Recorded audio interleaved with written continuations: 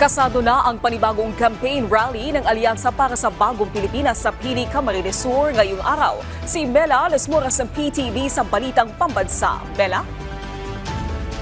Naomi, inaabangan na ng mga Bicolano ang pagbisita ni Pangulong Ferdinand R. Marcos Jr.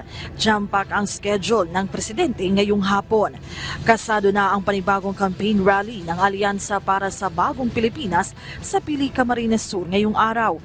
Mismong si Pangulong Ferdinand R. Marcos Jr. ang mangunguna sa kampanya.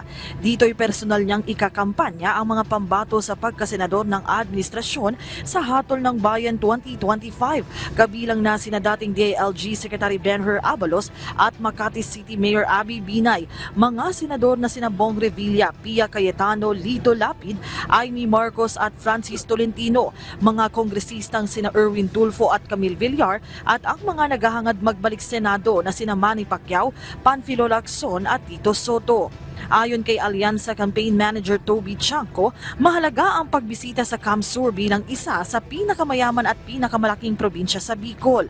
Kanya-kanyang latag mamaya ang alyansa sa kanilang plataporma at desidido silang maghatid ng makabuluhang resulta at hindi lamang basta mga pangako.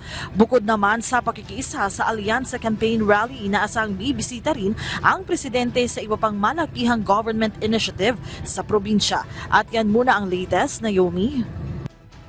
Maraming salamat, Mela Lesmoras.